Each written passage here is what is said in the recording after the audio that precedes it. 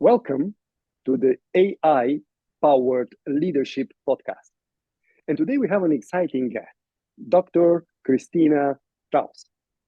She's a researcher, so she brings some depth in the topics that she speaks about, like AI, communication, leadership. And she's the CEO of Strauss, how was it, Mindtech? Strauss Mindtech, right? Strauss Mindtech. Yes, so she's also entrepreneurial, and it is an upskilling, AI upskilling company, one of the few that really tackle this massive challenge. But without any further ado, Christina, welcome, and please tell us who you are and what you do. Thank you very much, Peter. It's a pleasure to be here. As you said, well, my name is Christina Strauss, and I'm the CEO of Strauss Mindtech, which is, as you accurately pointed out, one of the very few upskilling companies. So what we do is we kind of target the human aspect and the human dimension of the AI transformation. And we focus on upskilling C-suites and leaderships of family firms, but also larger organizations, so that they can really be future ready when it comes to AI, not only from a technological perspective. Mhm. So, why you do what you do, and when was this decisive moment when you said, "Okay, now I'll go upskilling senior leaders for AI"? That's actually a beautiful question. Thanks for asking me that. Because let me start with the first part of your question. Why am I doing what I'm doing? Because I think against the backdrop of what's happening right now, you can actually see that there are lots of investments in AI, but mostly in the technological side.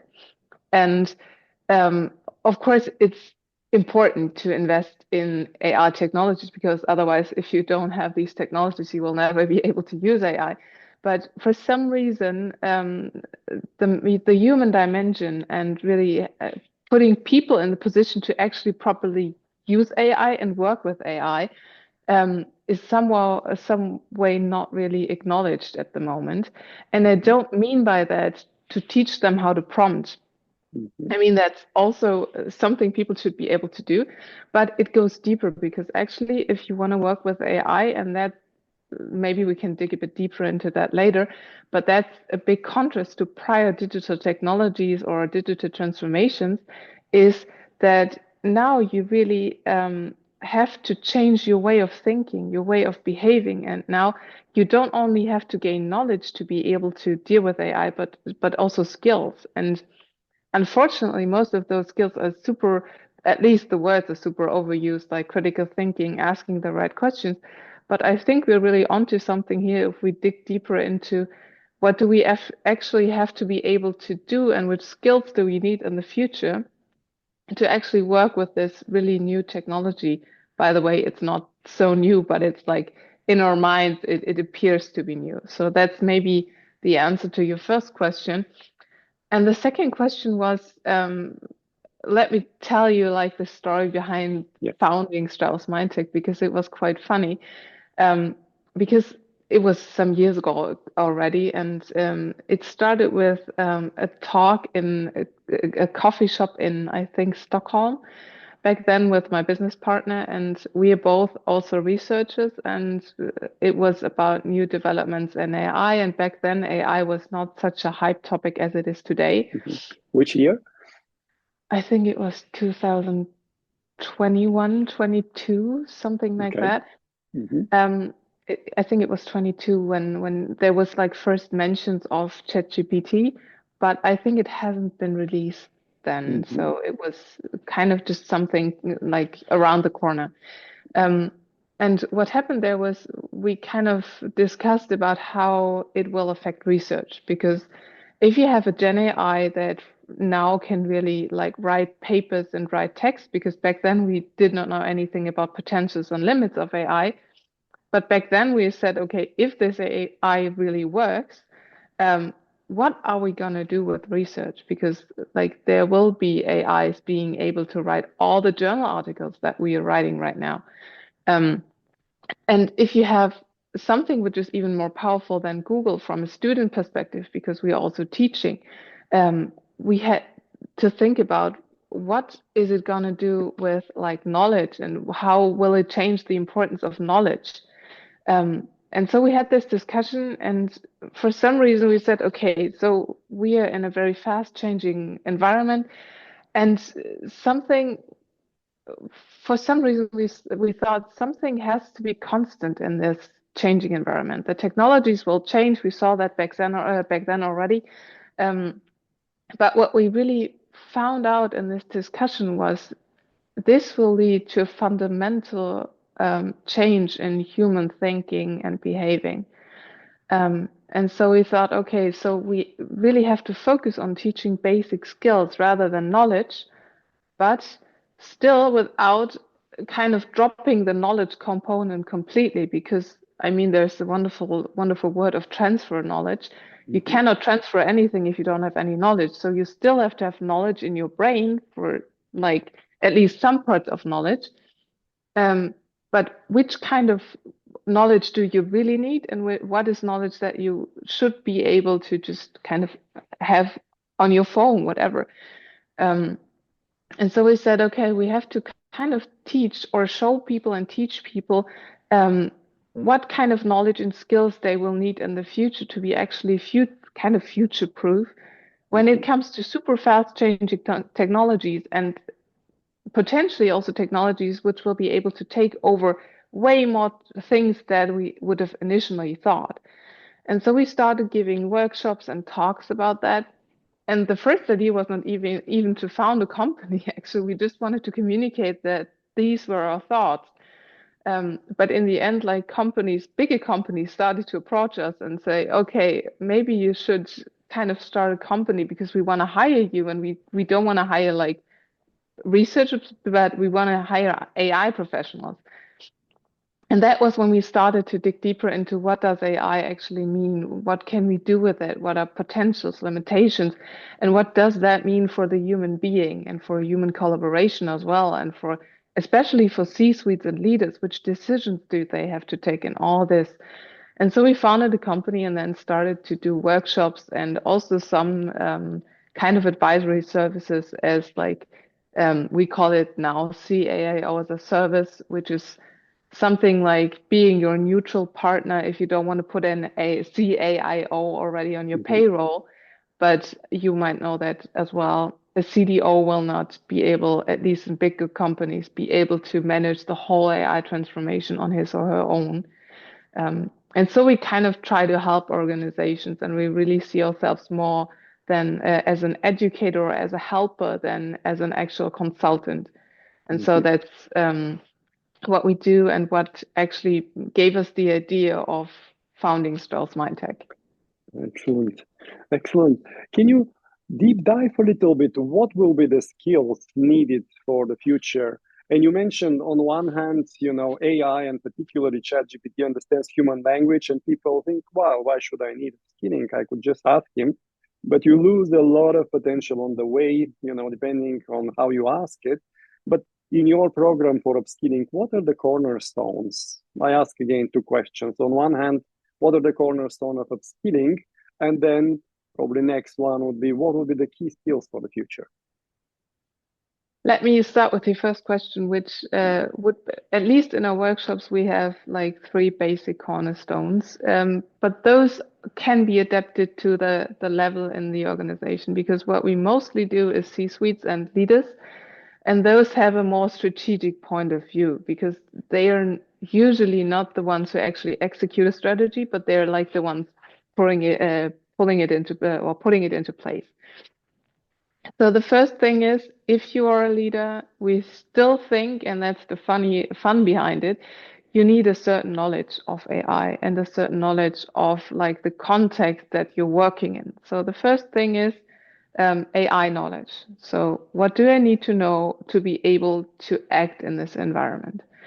The second thing which comes from that is what kind of decisions do I have to take to actually work in this AI context, because it's not only a question of should I use ChatGPT or Claude maybe, but it's these questions go deeper. So let me just give you one example. What do I do with the failure culture in my company? Mm-hmm. Because you will have worked with ChatGPT, I think. And if you kind of think about it, whenever you put a prompt in and you get a result from ChatGPT and you have to refine it, from one perspective, you could still say the first attempt of doing it was a failure because it did not lead to the perfect result. And that's how many people think. So these decisions, failure culture, responsibility when it comes to AI decisions, and so on, is the second cornerstone. And the third cornerstone is also a very important one because it's like measuring the success of AI.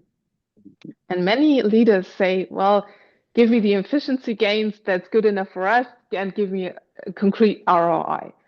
But that would be something similar to, for example, saying, let's put an ROI on the internet. And in the end, you could do that, at least in some parts, but it would not be the most intelligent and long-term efficient or effective idea to do that.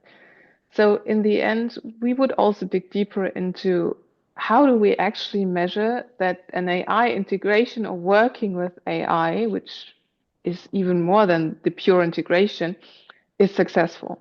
So it's knowledge, decisions, and measurement of AI success. Of course, if you're at different levels, you might also add different perspectives as well.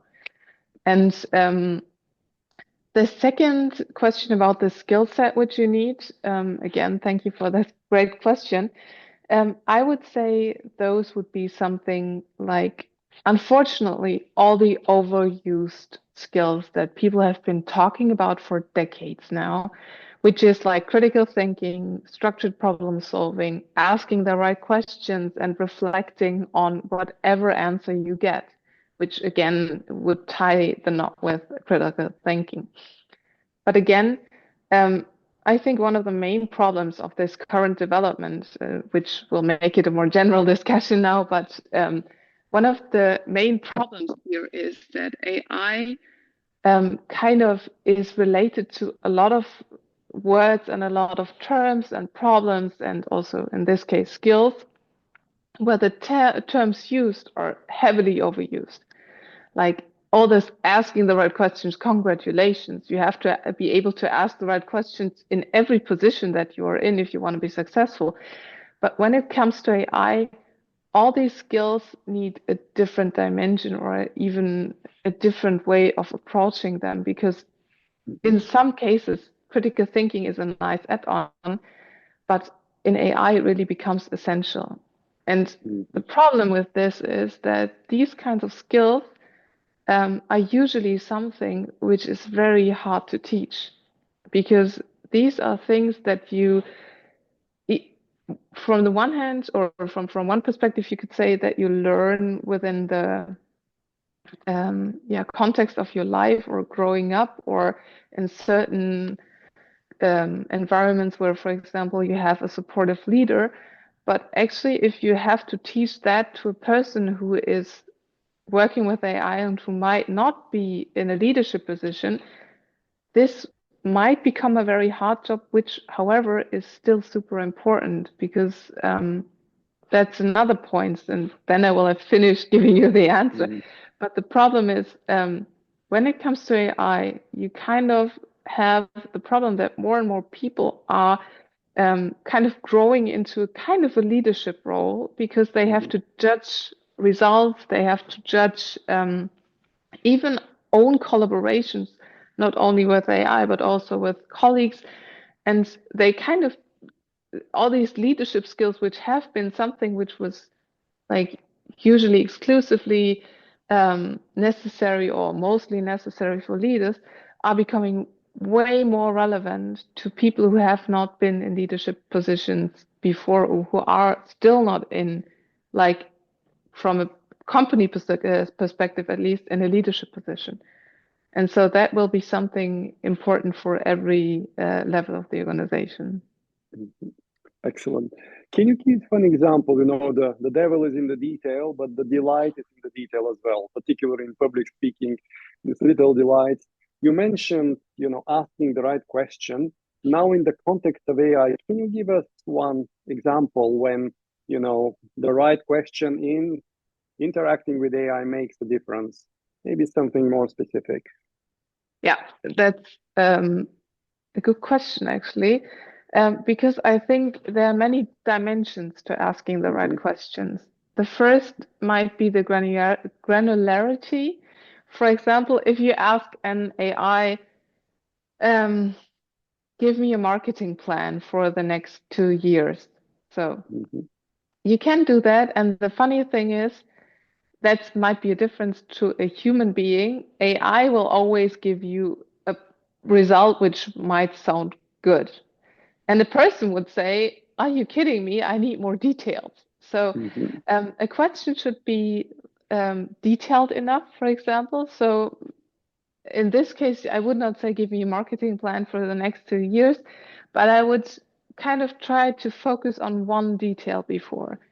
So I would say something like, okay, do I really need a plan for the next 2 years, or would not maybe make 3 months be enough, or maybe only, I don't know, a couple of weeks, depending on what you're trying to do, but maybe that would be too short then. And the second thing is, in many cases, you don't need to put context into a question. So if you know someone, and that's the idea that we have, if you ask your marketing expert, could you give me a marketing plan? He will say, well, okay, because I kind of know everything that you asked me the 20 times before, or maybe the 20 years that we've been working together, but AI doesn't. At least not always, because of course AI has a memory and you have these context windows, sure. But um, if you want to ask an AI about a marketing plan for your corporation, you would have to put details into your idea of marketing. So you have not only to ask something, but also to provide information like what's the goal of the marketing plan? So what do you want to reach? What's the context of your company? And give all the information that you would want your marketing expert to know already. Because, of course, you will not be able to pour the perfect question. And that's the thing. Because in many cases, we have this tacit knowledge and this like implicit assumptions about what other people already know. Mm-hmm. So my idea or my advice for people trying to formulate the right questions here would be to kind of ask yourself, what do I want to know, and what do I want the person responding to me um, to know already before I put the question? And that might be something which sounds super easy because you say, of course, yeah, I want a company size, but after you reach this like obvious things, and you said, okay, I've done everything that I have in my mind. Then maybe start before asking the AI, start asking people from your company, from the marketing department, maybe, do you think there are more aspects that I have to keep in mind?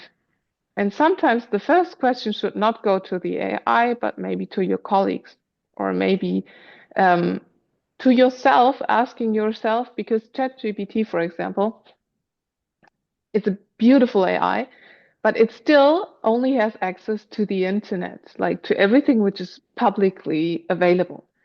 So maybe you want to add some details which are private. By the way, watch out, ChatGPT is not something you can put all the private information in.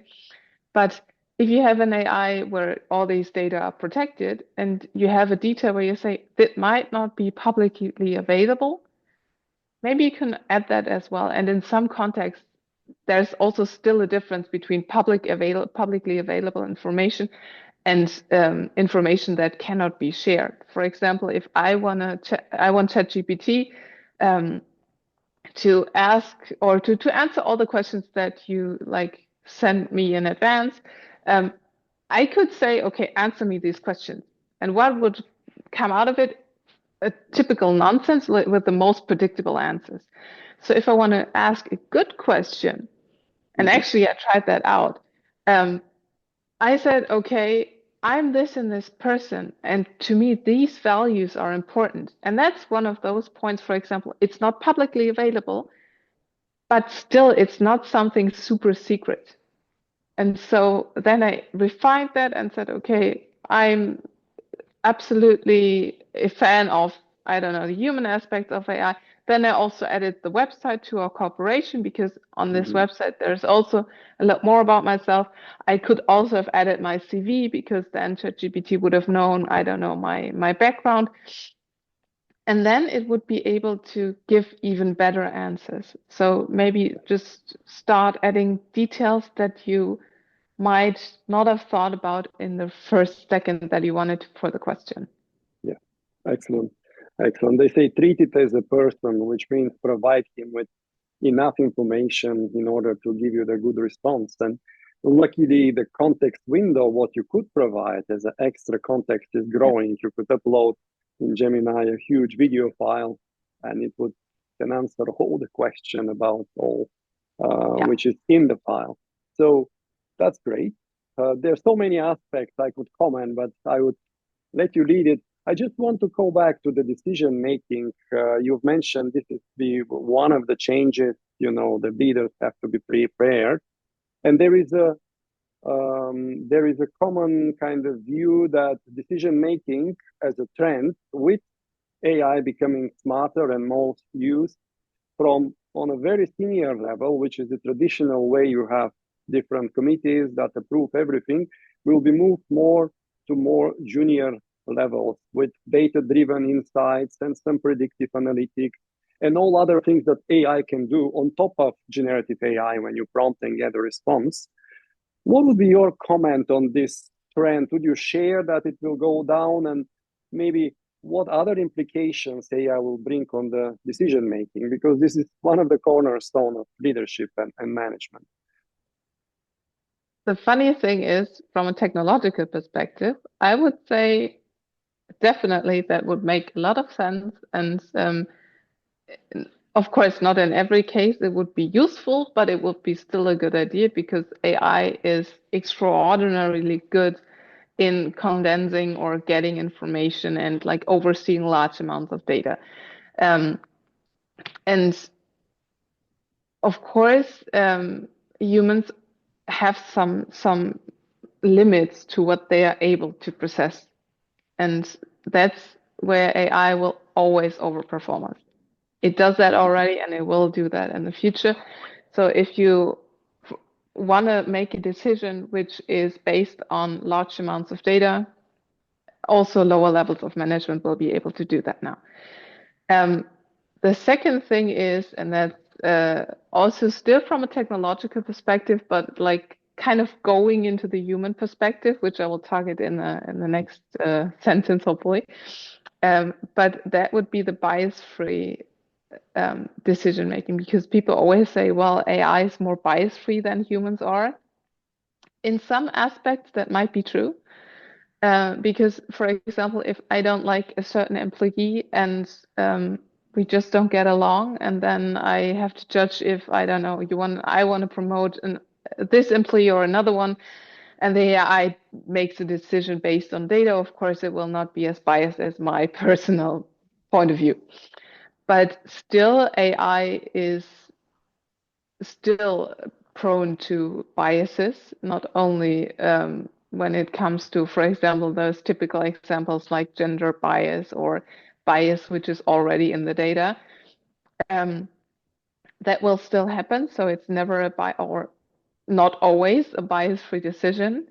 So that would be something humans should be aware of, and that would need, and now I'm coming to the human dimension, proper teaching and upskilling. So that's also one of the things why we think it's super important to upskill employees, because there's a difference between being able to make a decision on actually having the skill, and in this way being able to make a decision. Because of course, if you could push a button and say, okay, the AI makes the decision, you could do it. But if the employee does not know what the answer might mean, and there's lots of examples in which that already happened and had severe consequences for everyone, that might not be something which will be done in a corporation for a long time, because people will know that doesn't work out. And there's, I think, a wonderful book on that, which has been written years ago, which is called Weapons of Mass Destruction, Mhm. I think is written by Casey O'Neill. If not, I'm apologizing. But that also goes on like biases in data, and if you make decisions based on these data, and by the way, that's not a new problem, what that will lead to. So that's one point where you have to be Yeah. careful. And the last point is, or one of the last points, which directly would come into my mind, of course, there will be more dimensions, is that in many cases, I don't think that people are like, especially in lower management, used to making decisions of a certain dimension. So they will not feel good about making them. Because of course, technologically, you could make a decision on a lower management level, but I've seen that in many contexts that people are kind of hesitating to make a decision based on these data, and they are not trained or not.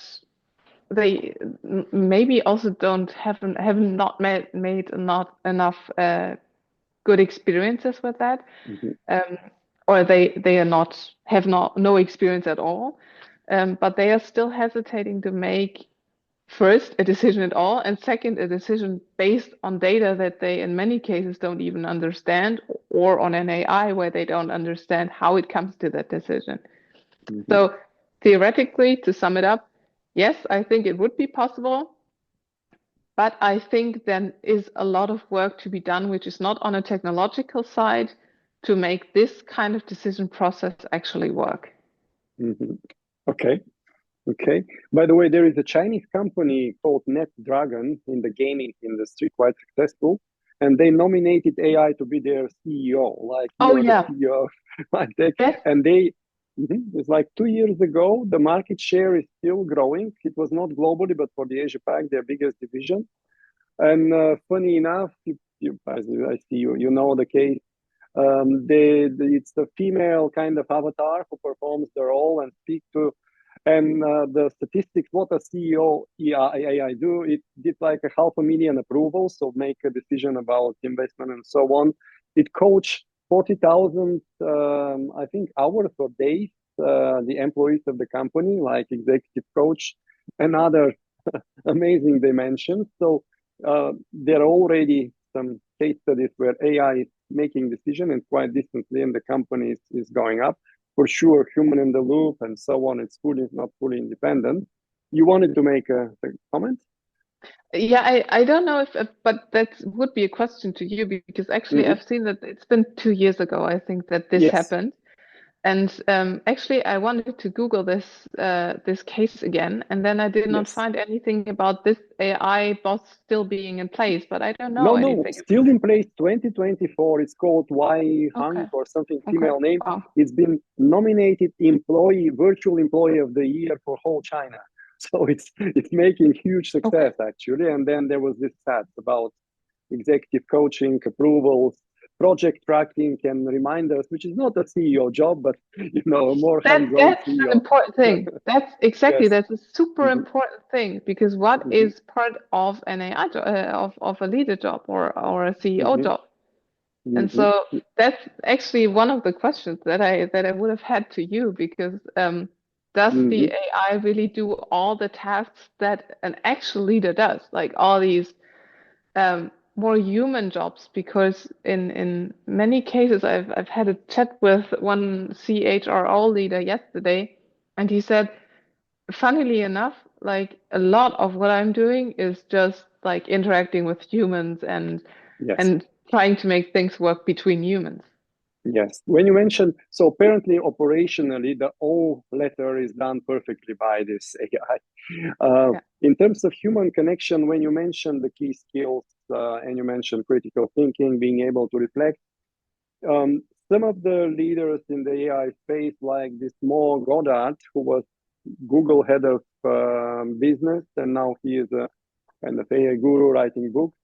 One of the top skills he says is ability to create unique human to human connection. And many jobs require that, and those jobs will have a future, according to him, like, therapists or artists, which create unique human to human connection. And therefore, I think this element, luckily, is not targeted by the AI CIO. It will remain to the humans, this inspiration and so on.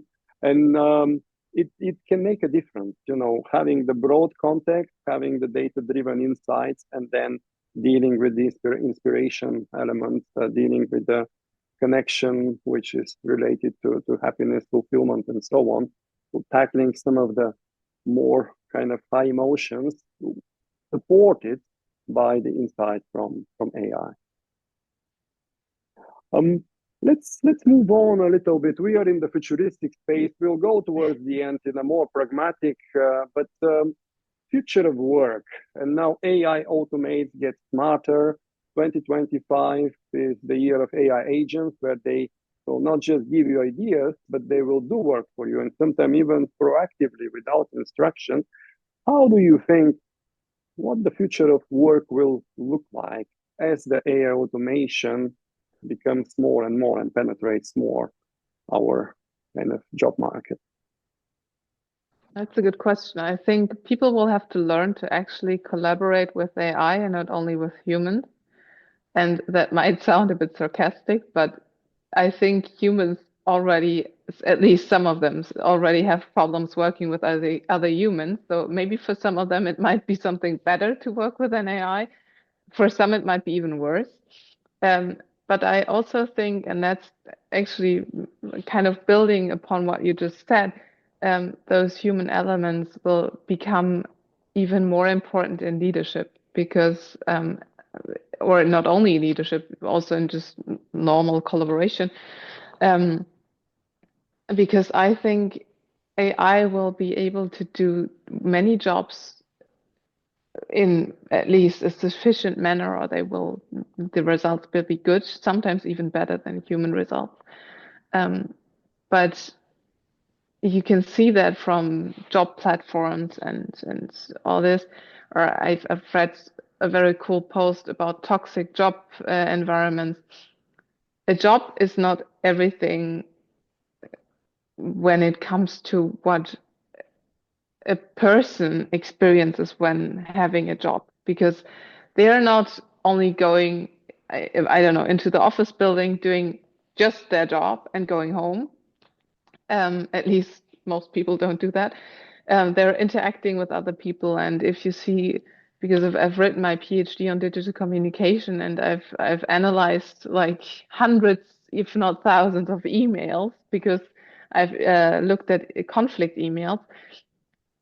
People are interpreting so much into communications with other humans, and they can really affect human beings in an intense manner. Because I don't know, if you get a nice email from your colleague saying, "Hey, I'm happy that you're back." I don't know if you were on holiday or whatever, and that gives you something. And on the other hand, also toxic work environment is maybe a boss that calls you 24/7, says, "Okay, the deadline's due tomorrow," and your colleagues way better than you are, all these kind of things. And that's something that belongs to a job. And I think putting more emphasis on what does it mean for human collaboration would be a very important point. Um, but on the other hand, I think a lot of work processes will also change because in many cases you're used to just do whatever you have done for your entire life, and you've Mm-hmm. become better and better and better. And then you see that an AI might be able to produce a similar outcome, and now you're in a position to judge the outcome of an AI and not do it yourself anymore. So you will maybe have to get into a role which is more orchestrating agents, or not Mm-hmm. only agents, any kind of AI. And so Mm-hmm. that will be something that I think is one of the biggest changes, that the way how we work um, will change, and also actually what we do in our work, not only Yes. doing like A to Z. For example, emails are a huge part of what we actually do, even if it's not part of a job description in many cases, Mm-hmm. or in most cases. But still you're writing so many emails. And if you look at AI such as superhuman AI, or like I think in versions of Copilot that works as well, like pre-selection of emails, even pre-formulated answers, and that's also part of a job which would imply, for example, getting a connection to your colleague, whatever. All this will also change, I think. Yeah, yeah, lovely. You are focusing also on the human aspect of introducing the change.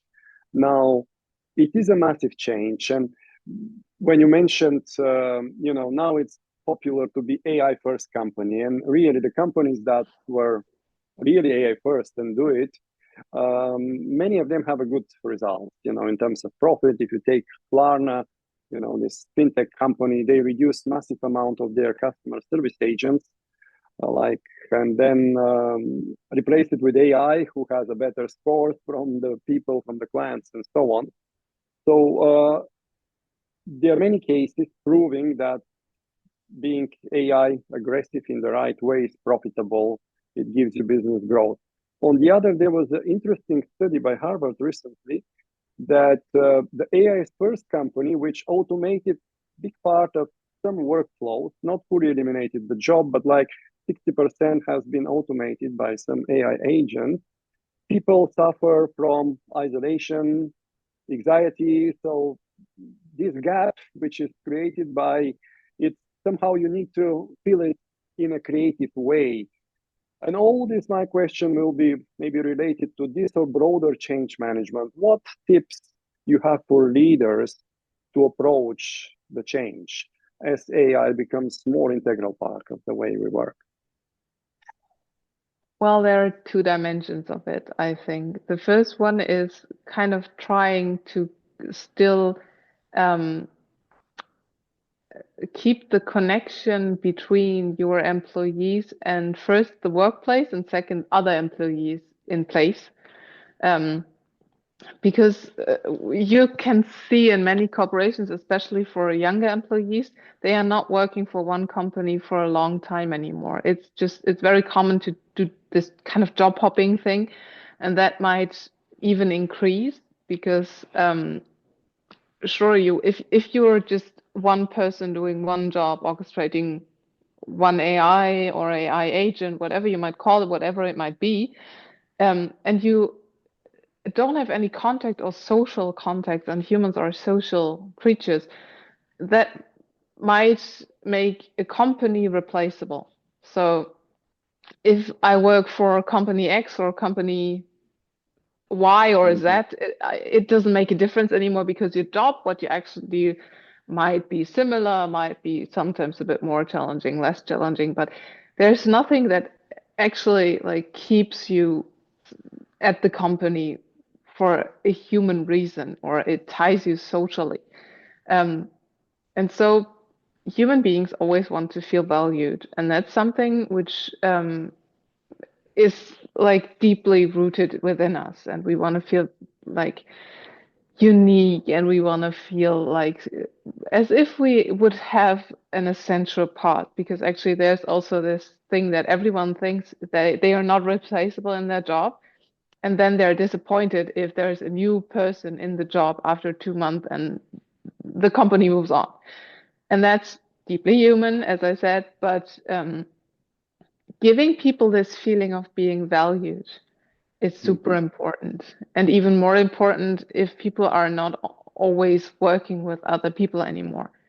And in many cases, even communication will be taken over by AI. See, these emails, or that Mm-hmm. will also be, I think, even more automated than emails. Maybe there will Mm-hmm. be just an AI to AI communication, and you just get the result in the end. So make sure people still talk to each other and that they still share kinds of knowledge which they would not share if it was just for a job reason. And Yes. that would make a huge difference, I think. Mm-hmm. And also on a technological side, or more technological side, I think you should invest into kind of informing people on what AI can or cannot do yet, Mm-hmm. and kind of put them into a position where they start seeing a potential for themselves in changing, because everyone will have to change. Everyone will be confronted with the need to adapt in a very like frequent manner. It's something you have to do every day. And there's also a high chance that you, to be able to do a really great job, will have to inform yourself about current developments even more frequently than before. Um, and many people are not used to at least this amount of having to change every day. And that's something people fear, because many people at least love routines. They love knowing that A is A, B is B, and that everything works in the same way for a longer time, because this is also something we got used to, and our brain is used to, like, taking the same shortcuts every time. And that's something which is normal as well, but we have to embrace the fact that change is something which also creates fear. And I think everyone deep down might have a fear of change in some aspect of their life, and that's okay. But if you have a company culture in which embracing or showing fear is always seen as something bad, that will make it way harder, and you will see lots of resistance towards this kind of change, I think. Mm-hmm. Mm-hmm. Mm-hmm. Any practical tip to tackle fear from experience or from research? Share your own fears, Mm-hmm. um, because it will show that you're a human as well. Of course, if you're the CEO, don't say, "Oh, by the way, I have no idea what I'm doing, and I'm super afraid of what's coming." Mm-hmm. Don't do that, of course, but Mm-hmm. show that you're vulnerable as well. Yep. And in many cases, before actually trying to tackle some kind of fear, make sure that you know that you tackle the right fear. Because Mm-hmm. in many cases, people are not afraid of using an AI. Mm-hmm. They're afraid of being replaced by an AI and losing their job in the end, or by not feeling valued anymore. And that's one of the most common fears, which is nearly never articulated, because usually people would not proactively say, I want to be valued because I think I'm unique and I'm a special human being. And I'm afraid that I'm going to lose this by actually showing other people that an AI can do what I can do, because I don't want to be like treated as um, a technological part or a Yes. technological thing that can be replaced. So instead of doing what many companies do, for example, just like giving teaching on what can you do with this AI and why is it not, I don't know, something that will take your job away immediately, maybe try to target this human aspect a bit more, and show them what will be the consequence of not changing and what will be the consequence of change, and show them that you really still value them. While on the other hand, still not saying, okay, if you don't change, we're still gonna keep you, and you're still gonna be the most valuable person alive. That's not it. But Yeah. make sure that people might have deeper or other fears than the fears they actually show. Mm-hmm. Excellent.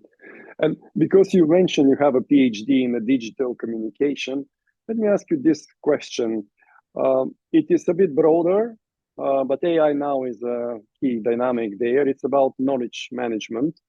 And after COVID, we were working from home, fully remote. Now, some company embrace the hybrid model. Most actually, some are pushing, like in the Silicon Valley, go back to the office. But longer term, people see that knowledge management, as you were talking, to institutionalize human to human communication, knowledge management also has to be institutionalized, because some of the knowledge is captured in the system and AI can learn from it, but some of it's so-called tacit knowledge, as you said, people don't necessarily speak about it, and still, unless you institutionalize, or for some people you know who to address in the company, but for some area you don't. So those gray areas need to be organized somehow. And there are many best practices to also using technology, for people to be able to bump into each other if they don't physically as they used to be. So this tacit knowledge has somehow can be shared.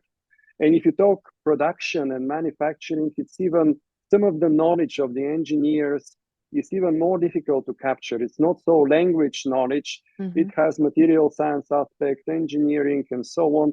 So there are bigger pockets of knowledge which is difficult to digitize. Do you have any insights, any ideas on how to manage knowledge now in the age of AI, particularly those knowledge which is more difficult to kind of digitize and train AI on it? I think there are different kinds of knowledge where even in the area of tacit knowledge, for example, talking about production or manufacturing, and you have, I don't know, somehow a person who is always trying to assemble something or assembling something for a living. And I don't know, for some reason, he has this way of putting a screw into something, which is kind of unique, and he doesn't know how to do it exactly. But what would he or she tell someone who's learning from him or her? He would say, "Watch me." And Mm-hmm. that's something that you could also do with, for example, computer vision, or you just record videos. And that's something that has been around for longer now. And I think that's something which is doable, even if it might be strange at the beginning, because of course, um, before you had like smaller dimensions where you had to pass on knowledge. Of course, you had an apprentice and you said, okay, look at me, I'm doing it like this. And then the apprentice grows up and finds even a better way and also shows his apprentice then. And that's how things have been. And in many cases, even, for example, if you mimic your parents, you don't know why they do what they do. And in many cases, they don't know why they do that because Mm-hmm. they've just done that their entire life. And in many cases, that's something where you could say, okay, maybe there are better ways to do that, also in work environments. But Mm-hmm. if you see that there's one person who is overly productive despite everything else, try to kind of find a way how many people can watch him or her. Mm-hmm. And I think there are parts in which it's not the best idea to try to always explicate every kind of tacit knowledge. Of course, you could Mm-hmm. force him or her and say, "Okay, describe what you're doing," and then we write a handbook and maybe also put an AI on it and say, "Okay, analyze what this person is doing and write it down." And of course, that could be a way, but maybe sometimes it's just a way to say, okay, maybe we will have to find a way how many people can see what this person is doing. And this is even harder with things which have to do with leadership skills. For example, if you have that one leadership person or a boss or whoever it is, or maybe even middle management, and you see that person has something which makes everyone turn to him or her. And that's something which is even harder to preserve because you cannot do Mm-hmm. it by watching. You can just maybe ask other people, what's so special about this person? How does he make you feel, for example? And that's something you can build up then. But in many cases, you will not reach this perfect preservation of tacit knowledge. Mm-hmm. However, what I still think is from what I've experienced also in my PhD work, is what's been the most or the worst thing about COVID and not coming to the office is that these water cooler conversations, like these Mm-hmm. informal conversations without having a need to do something right now, are totally gone. Because, for Mm-hmm. example, you and I, if we would meet, I don't know, at another speakeasy, we would just talk without Mm-hmm. any kind of goal and any kind of motive behind it. We would just maybe share some information and just like we did, you would say, okay, cool, I Mm-hmm. like the topic you're into. You would think about what I'm doing, I would think about what you're doing, and then we would reconnect. Um, and that is something where you have to create a chance for people to do that even if they're online, for example. And that might be counterintuitive because normally every meeting has a purpose. Like this meeting is like recording, for example, or then you have team meetings and whatever. So maybe you should just have this, I don't know, open meeting where everyone could join within 2 hours and just talk without Yeah. any kind of motive behind it. And that Mm-hmm. will, of course, not always lead to efficiency gains or productivity gains, but it can first lead to the fact that people feel better because they can connect to each other. And second, to the fact that you kind of transfer kinds of bits and pieces of tacit knowledge that are super hard to write down Yes. and sometimes even not recognized at all. That's part of the Mm-hmm. culture that you have, for example, which is super hard to pass on if you don't know Yes. how to Yes. explicate it. There are some cases, with using virtual reality, like big consultancy Yeah, company that have like 2,000 new employees. yeah, They do with VR, and then you could talk to the CEO. There's some videos like one to one. So technology can create something, or a very yeah, simple Dropbox. They call it Dropbox copy or something. Just a Zoom room, 24 mhm, hours, 24/7. You could have just yeah. join and have a coffee, and usually there are one, two, three people there. You could have a chat. Yeah. Um, Question, as I said, pragmatic. What AI are you using mostly? Just give us a little bit of glimpse of how you use AI. Which AIs I'm using depends on the context, of course. Like Mm-hmm. I've my three most favorite AIs, which I'm using every day, multiple hours, are Mm-hmm. of course ChatGPT, Yes. Claude, and Mm-hmm. Perplexity, because those three have, I think, a wonderful way of combining, because I'm always Mm-hmm. combining AIs. I'm rarely using one on its own, Mm-hmm. because ChatGPT is like the master for everything. Mm-hmm. But you, and I don't want to blame anything, anyone for that, or especially not ChatGPT, but every AI works with probabilities, and whenever you generate an answer, um, especially on LinkedIn, you see all the comments start with "it deeply resonates" now. So it has some Mm-hmm. flaws in like exchanging words and formulating Mm-hmm. like Mm-hmm. human-like. Mm-hmm. So I use Claude for a more like to put my answers into a more human-like dimension. Mm-hmm. Of course, like when it comes to public communication, I nearly always rewrite it as well. Mm-hmm. Um, but for formulation stuff, I usually use Claude. Um, and for everything which has to do with fact checking, I use Perplexity because it's Mm-hmm. great when it comes to fact checking and everything which where you need a source for. And those Mm-hmm. are my top three go-to AIs for every day. Excellent. And yeah, then it depends on the context, like Mm-hmm. Midjourney or Mm-hmm. Leonardo or Suno sometimes for Mm-hmm. songs. But that always depends on the context. And Mm-hmm. actually, I Google that before, or I try a lot of them because they evolve so fast. And if you don't use them Yeah. every day, you Mm-hmm. should maybe give multiple AIs a chance to convince you because Yes. changes are super fast. Do you compose your own songs? Have you done that? Actually, funnily, when we do some of the workshops with lower level management, I want to show them what AI can do. Some of our Mm-hmm. introductions are actually songs which are composed by AI. Yeah. Yes. Yes. And you play some instruments yourself. Actually, yes, I come from a family of musicians, so I'm Okay. playing Okay. the piano, and I've done some lessons in classical singing when I was, I think, 9 to 16, and I Okay. have a background in this, but actually I don't do that every day, so I've not played the piano for ages now. How do you like the songs composed by AI? Do you really kind of endorse them, and or you just how would be on a 1 to 10 where they are right now as a musician? Oh, depends on what you want. If you want a nice background music, I would say they're pretty good. But this Mm-hmm. actually the songs are, because also working with probabilities also nice. But again, Mm-hmm. many of the chart songs are also already composed with AI. You just don't know Mm-hmm. it. So Mm-hmm. depending on the tool that you use, I think they can get very, very good.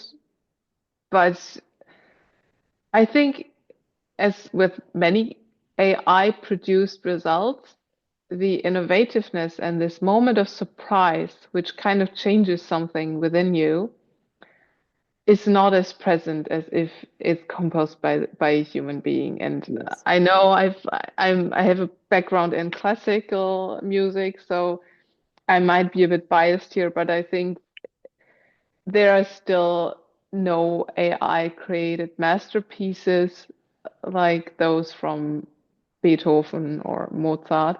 But Mhm. that might also still be a bias, by the way. So that Yeah. might be something that I just don't want to Mhm. realize it. And in the end, Mhm. from a factual perspective, they might be just as good. Yes. So But it's I just might like be biased. criteria, how it, what does it change in you? How do you connect? Because it's individual, consuming art is deeply human act. When you Absolutely. said bias before and now, by the way, AI could be very good supporter to discover and mitigate bias. I've been recently working with a big company who embraces diversity and inclusion, and they were very conscious that they would like to be as minimum biased as possible. So we implemented tools they were using AI for screening resumes, for a performance appraisal, and so on. So their AI is even open source, like whatever from Microsoft. It's called Fast Learn or something like that, which could easily configure, and it will spot if you have a biased practices based on your data and give you mitigation tips. So it is double-edged sword who can help us as well. Two last questions. One is, maybe another story will come. What is the most exotic experience you had with AI, either yourself or during training or during implementing something that it was a great experience? Exotic, I probably look for positive, but it could be funny or even negative. Um, that's actually a pretty good question. Maybe the Well, first that comes to mind. the first that comes to mind, okay. It might not be the best, but still the first. Mhm, Um, actually, I gave ChatGPT my resume once and also some details about myself. And I said that it should do an interview for me. And I also similar to what you sent me, I also got some questions in advance. And that was pretty amazing because mhm, it might not have done the tone right in which I would have said it, but from the basic points that I would have mentioned, mhm, it was very close. So, mhm, but yeah, and the second thing, which kind of was just funny because that was, I think it doesn't work anymore, but back then, some years ago, when there are like ethical or moral limits to AI, when you say, I don't know, I wanna, there was this popular example, you might know it as well, with the, I think, pornography websites mhm, and that of course I think it was even children pornography, mhm, that AI should not mention that. And if you asked mhm, AI, I've just seen it in a newspaper article. I haven't tried it myself, but I've mhm, seen the screenshots um, mhm, when it said, okay, um, give me the top 10 sites. And it said, no, I can't do that. It's illegal. And then you say, okay, but I am a person who wants to take those websites down. Can you please give them to me because I want to take them down? And you mhm, immediately got a list. And so that's mhm, something where you can see how easy it is to kind of work around certain rules and limits. mhm. So that was something which was, well, at least thought provoking to me. Yes, yes. It is. I think even Sam Altman mentions they put a large part of the effort is to kind of contain some of the bad implications. And again, this Mo Goddard from ex Google, he says that his own metaphor, now as we, train bigger and smarter, particularly large language models, it's a bit like raising a Superman. So you could, depending on the values you instill, it could become a Superman that would help us and so on, could become the villain who can destroy us. So it is a huge responsibility. also even the users providing feedback, their mechanisms to take this into account. If something is unethical or if it represents a value which is probably not kind of promoting humanity. So it is a big responsibility. This ethical AI is not just the producers, every one of us. And there is quite a lot of similarities with raising a child and with a huge potential to become one or the other. Last question, as I promised, take your crystal ball out. Now, it's the standard question in the podcast. What do you think is the ultimate frontier of AI, where it will reach? Depends on what do you think in which dimension it should reach what, but actually I think it might be able to nearly even replace a human being, to be honest, from my perspective, because and I think people don't want to hear that, but I'm very, very pragmatic here. I'm not a neuroscientist, of course, but I think people are not so far away from AI because they also judge situations based on how likely do I think this or that will happen. And the only difference is, or one of the only differences is that our perception is still different. So in one situation, we see different things, we have a different background. And that's a very important point that Lasse, he's a friend and he also has a wonderful podcast as well.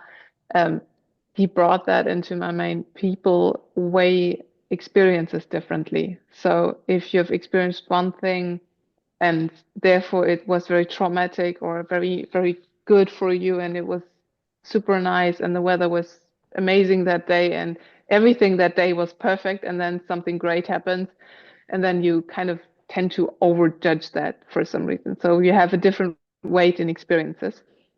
But still, if you would put all these experiences, which is not possible, I think, but if you would put all this into an AI and train this AI based on all that, it might be not too far off already. And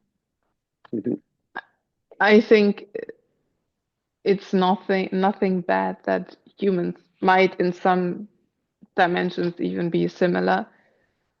So we should not fear the fact that intellectually AI might become as good as we are, but we should be aware of the fact that we should treat it responsibly. But I think actually I don't see a lot of borders to AI from what I've experienced actually. So maybe it will not be able to give a person, but even I put a question mark to that even, but maybe it will not be able to give a person the social comfort of feeling home. But if you see that there are examples of people killing themselves because they want to be with Claude forever, because Claude has promised them like to be with them forever. I don't know that, but I think people would still need this human counterpart of being able to hug someone, smell someone. But to be honest, if there are people developing something like a robot, like the Tesla robot that we've seen with more human, I don't know, looks and feels, I don't know if I would be able to determine if my counterpart was still a human being or not. Actually, I don't know. So you think, I was about to ask you, do you think like replace human as a employee, as a worker, which is quite realistic, as also intimate partner? So you meant in all dimensions that human has, all different roles. I wish I would be able to say no to that. But to be honest, people are, and that's why, by the way, why human manipulation works so super well. That's exactly the point, because human knows which button to push at the other human, like saying you're valuable and whatever, mirroring the outward appearance or like the looks. If you do this, I do, and I'm also crossing my arms, just like you, for example. That's something pretty predictable, and I don't say that I want that to happen because I don't want that to happen. but I think it might potentially be possible. Hmm. Hmm. Yeah, it's Elon Musk, apart from Optimus, to become more human, and even the fine motoric is quite good. The Neuralink, his other project, where they're one human Yeah. being which brain is connected, and they Yeah. take the magnetic impulses, and that would be. So they are steps in this direction. We will see. Future is not ours to see, but we'll live in the exciting ages, and things change by the hour as we speak. Absolutely. Christina, it was amazing. Thank you so much for joining. Thank you. Good luck on your journey. You mentioned that would have been another conversation on your next exciting project. You mentioned you're going now to Dubai, which is another territory. Maybe let's have the last final. Why Dubai? We have the superpowers in the US, we have the counterpower China. Europe is regulating, US less, China almost not. What's happening in the Middle East? They want to create their LLM based on Islamic values, or what brings you there?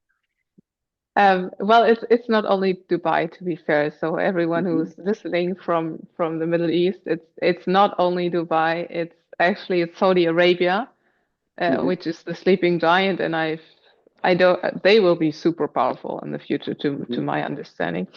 And it's Abu Dhabi as well, and Dubai. Those are Mm-hmm. I would say, even if I'm not an expert in the Middle East, um, the superpowers when it comes to AI. The investments are incredible when it comes to AI, and they just have a different approach than Europe because they say, well, let's just try something out, and if it doesn't work, fair enough, but we don't want to regulate in advance. So, like in the EU, for example, many things like, I don't know, for example, Apple AI is just not possible. And so they have a more open approach to AI, and of course, they've since, I don't know, the 1970s or so, they know that the oil that they have will not be there forever. And so they are working on strategies how to become a market leader or stay a market leader, but in a different area. So AI is something for them which will make them able to stay in a very competitive position. And they are somewhere in between China and the US, of course, with like on the one hand you have software and the other you have hardware, and they are somewhere in the middle. And so I think it's a very interesting market with high investments in AI and with lots of AI startups which are amazing and doing incredible things. And so I think it's just a point where you should definitely put your focus on, because the openness and the attitude towards AI, towards saying, okay, it's gonna do something for us, we have to do it, and you don't have to convince them that AI is Mm-hmm. important. And that's something which brings them in a position where they can act super fast, super efficient, and of course, because of the high investments, also um, they will be super powerful in this dimension. Excellent. Once again, thank you so much for joining us, Thank and you. good luck on your journey. Thank you. It was amazing. Thank you so much for having me, Peter.